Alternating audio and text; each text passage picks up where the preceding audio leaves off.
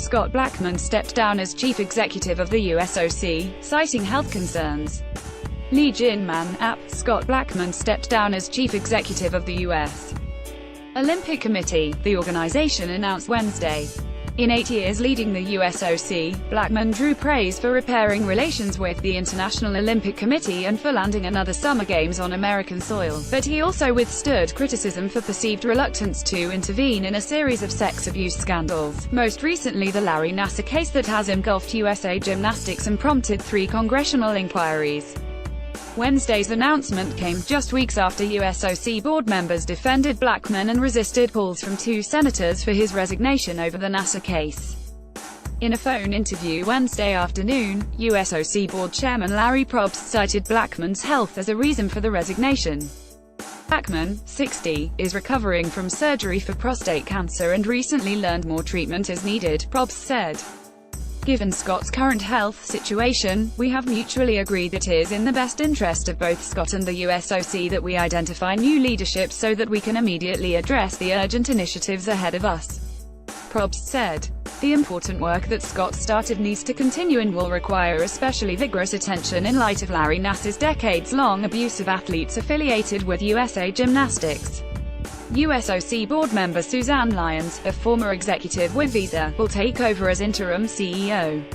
Serving the USOC and its many stakeholders and working with our board, our professional staff and many others who support the Olympic and Paralympic movements has not only been immensely rewarding, it has been an honor and the highlight of my professional life, Blackmun said in a statement.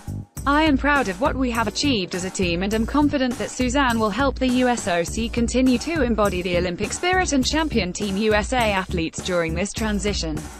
In a phone interview Wednesday afternoon, Probst and Lyons said Blackmun properly handled a 2015 phone call from then USA Gymnastics chief executive Steve Penny, informing Blackmun that 3 athletes had complained about Nassar and that Penny intended to contact law enforcement.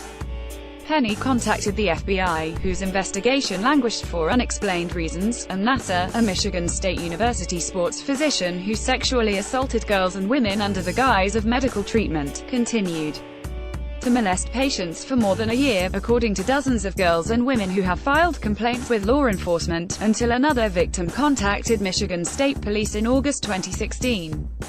I think the whole Nassar tragedy should be a wake-up call for all of us, parents, sports organizations, and, of course, us at the USOC, Lyons said. Sen.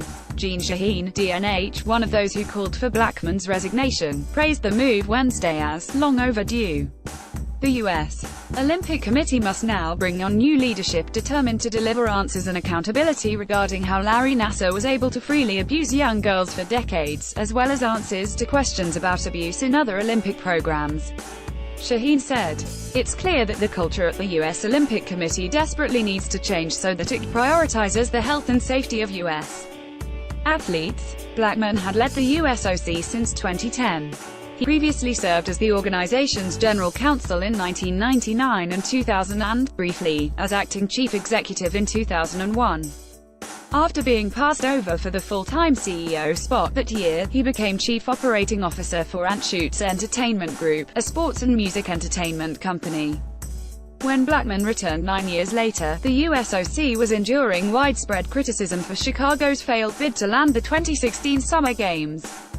Blackmun enacted a sharp focus at the organization, he later explained, on 2 goals: Team USA's competitive success at the Olympics and winning the rights to a future Summer Games for an American city.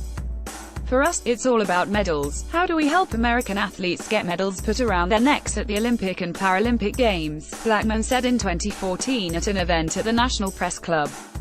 And we have a line of sight between every decision that we make today and what's the impact of that decision going to be on how many Americans can wear Olympic and Paralympic medals. Under his tenure, the United States led the medal count at the 2012 and 2016 Summer Games and secured the rights to the 2028 Olympics for Los Angeles.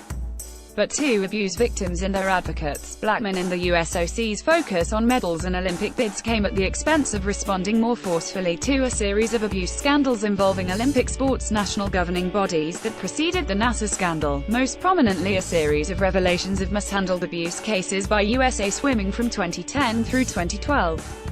Under his leadership, USOC has focused nearly all its efforts on money and medals while the safety of our athletes has taken a back seat, John Manley, a lawyer for more than 100 NASA accusers, said in a statement Wednesday.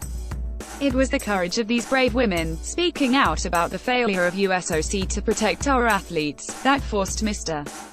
Blackmun to resign. Blackmun has publicly defended the USOC's handling of previous abuse cases. He further has pointed out he enacted mandatory child protection measures at Olympic sport governing bodies in 2014, and supported the opening of the U.S. Center for Safe Sport, a USOC-funded non-profit that opened last year to investigate suspected abuse in Olympic sports. Olympic governing bodies are ultimately independent organizations that occasionally have balked at USOC intrusion, Blackmun and others at the USOC have said. On Wednesday, USOC Chairman Probst said the organization is considering requesting changes to the Ted Stevens Olympic and Amateur Sports Act, the federal law that governs America's Olympic sports organizations, to give the USOC more legal authority to enact changes at sport governing bodies. Going forward, we think it's probably appropriate the USOC have the ability to be more active and have more oversight.